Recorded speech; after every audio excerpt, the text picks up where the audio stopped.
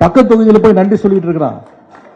வாக்காளர் சொல்றான், நீங்க இந்த தொகுதி கிடையாது, பக்கத்து தொகுதியில் போய் நன்றி சொல்லுங்க அப்படின்னு.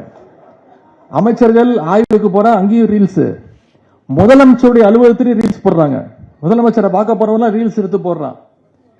கிட்டத்தட்ட ஒரு ரீல்ஸ் ஆட்சியாக இன்னைக்கு இந்த ஆட்சி நடந்துகிட்டு இருக்கு. எங்க பார்த்தாலும் கரண்ட் கட்டு. இன்னைக்கு எப்படி இந்த நேரம் கரண்ட் கட் ஆகாம இருக்குன்னு எனக்கு தெரியல. ஜெனரேட்டர்ல ஓடிட்டு இருக்காங்க. எங்க பார்த்தாலும் இன்னைக்கு பவர் கட்டு. திருமண பக்கம்லாம் இன்னைக்கு பாலியல் வன்கொடுமைகள். அது ஆளுங்கட்சி சட்டமன்ற உறுப்பினர் ஆரம்பிச்சு அவங்களுடைய நிர்வாகிகள் வரைக்கும் ஒவ்வொருத்தரும் இந்த குற்றச்சாட்டுகள்ல இந்த வன்முறைகளை ஈடுபட்டு இருக்காங்க. இந்த அரசுடைய அமைச்சர் ஒருத்தர் சமீபத்தில் பண்ண கூத்த நாம அத்தனை பேரும் பார்த்து அதிர்ச்சி அடைஞ்சோம். தக் லைஃப் அப்படின்னு போட்டு ஒரு ரீல்ஸ் போடுறாரு ஒரு அமைச்சர். ஐபிஎல் மேட்ச் பார்க்க போகும்போது 500 ரூபாய் நோட்டை வச்சு ஒரு மொபைல் போனு, கிரெடிட் கார்டு இதெல்லாம் வச்சு ஒரு மாத்திரைய பொடியாக்கி, என்னன்னு கேட்டா குழந்தைக்கு உடம்பு சரியில்லை, ஃபீவர், பாராசிட்டமால் மாத்திரைய பொடியாக்கி கொடுத்துட்டு இருக்கிறேன் அப்படின்னு ஒரு அமைச்சர் வந்து சொல்றாரு. இதற்கு இந்த அரசு ஏதாவது நடவடிக்கை எடுத்துச்சான்னு பாத்தீங்கன்னா எந்த நடவடிக்கையும் கிடையாது.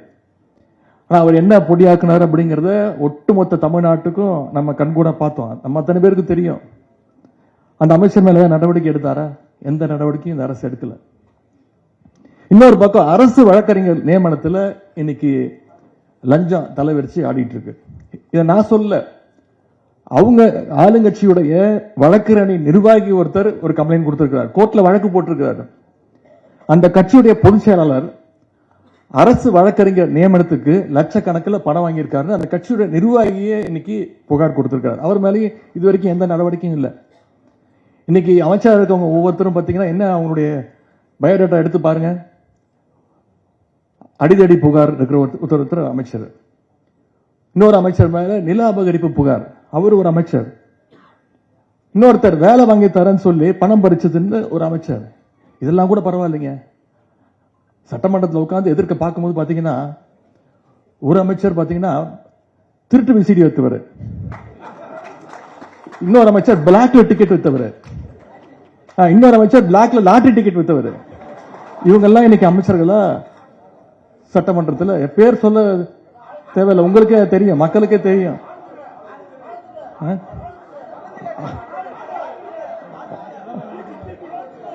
இப்படி லிஸ்ட் போயிட்டே இருக்கு.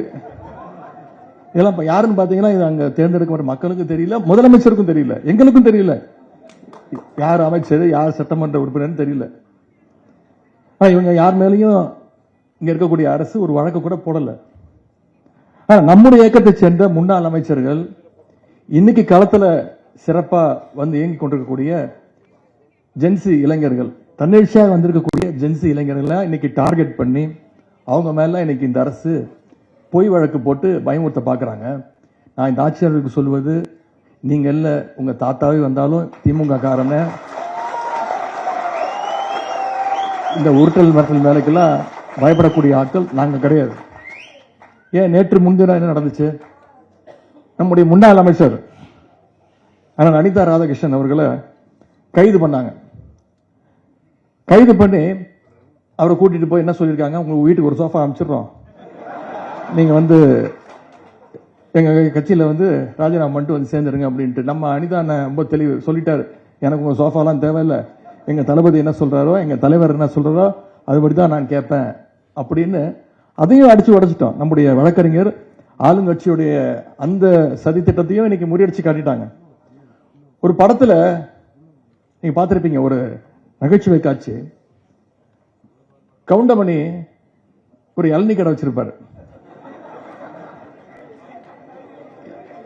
எதிர்க்கவே வந்து செந்திலும் ஒரு இளநீ கடை போட நினைப்பாரு. கவுண்டமணி கிட்ட நிறைய இளநீ இருக்கும்.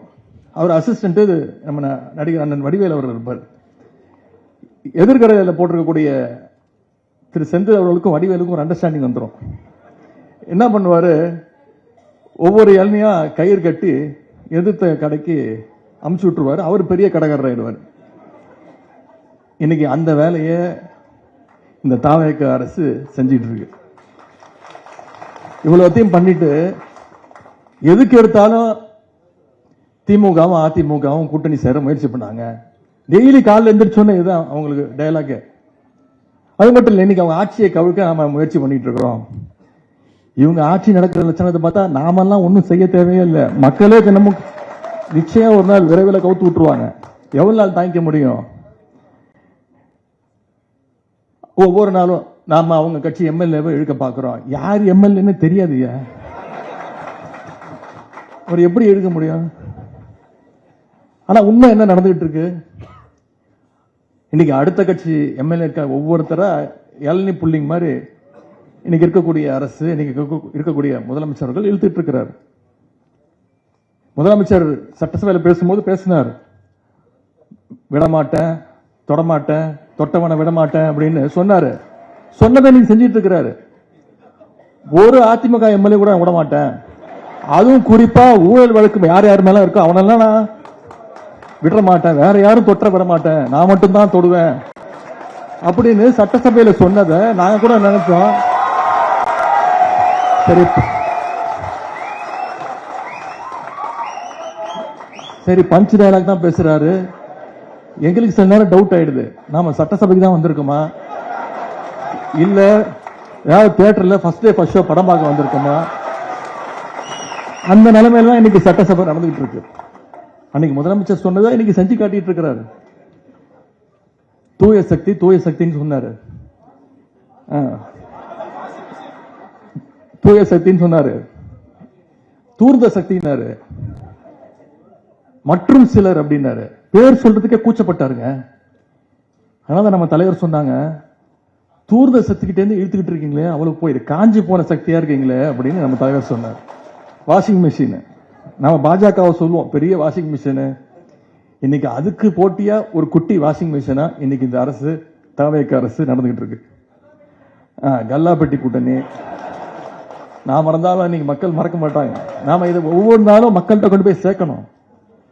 போன தேர்தலில் தோத்துட்டோம்னு சொல்றோமே, ஒரு ஞாபகம் வச்சுக்கோங்க, தேர்தலில் நாம எதிரி யாருன்னு தெரியாம போயிட்டோம்.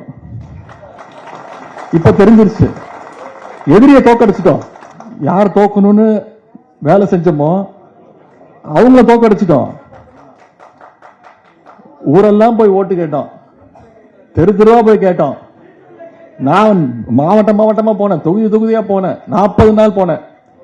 நம்ம வீட்டுக்குள்ள ஓட்டு கேட்க மறந்துட்டோம். நம்ம போன்ல அதை பதிவு பண்ண மறந்துட்டோம். இப்ப எங்களுக்கு எதிரி யாருன்னு தெரியும். அடுத்த தேர்தலில் சும்மாலாம் விட்டுற மாட்டோம்.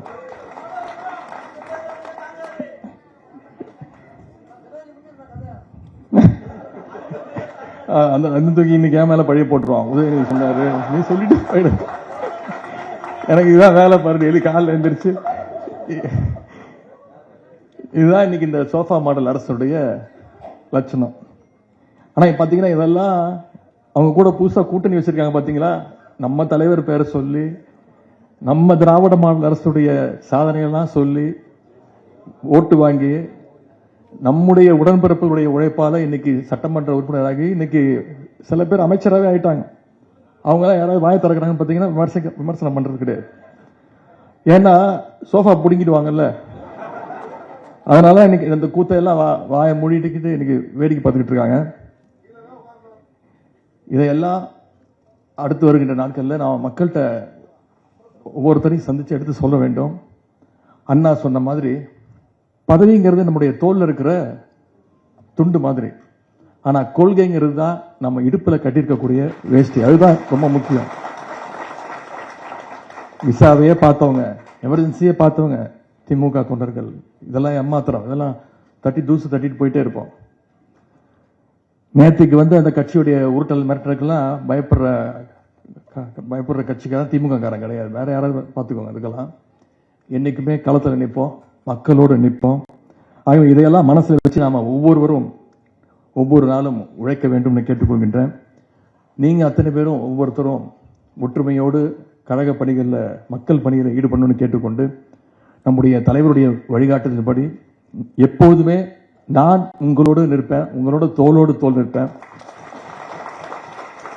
நாம ஒவ்வொருத்தரும் ஒன்று சேர்ந்து இந்த சோஃபா மாடல் அரசுடைய அவலங்களை எல்லாம் மக்கள்கிட்ட தொடர்ந்து அம்பலப்படுத்துவோம். தேர்தல் மூலமாக ஜனநாயக அடிப்படையில் நிச்சயம் தலைவர் தலைமையில் மறுபடியும் நம்முடைய தலைவர் தலைமையில் திராவிட மாடல் ஆட்சியை நிச்சயம் தமிழ்நாட்டில் அமைப்போம். கலைஞர் அவர்கள் பிறந்த நாளை முன்னிட்டு மிகச்சிறப்பான நலத்திட்ட உதவிகள்லாம் செஞ்ச உங்க அத்தனை பேரையும் மீண்டும் வாழ்த்தி கலைஞர் புகழ் ஓங்கட்டும்.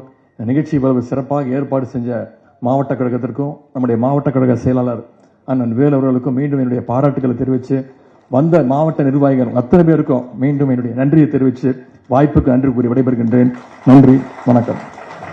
பிளே ஸ்டோர் மற்றும் ஆப் ஸ்டோரில் இருந்து பாலிமர் செயலியை QR கோடு மூலம் பதிவிறக்கம் செய்யுங்கள். செய்திகளை உடனுக்குடன் பெறுங்கள்.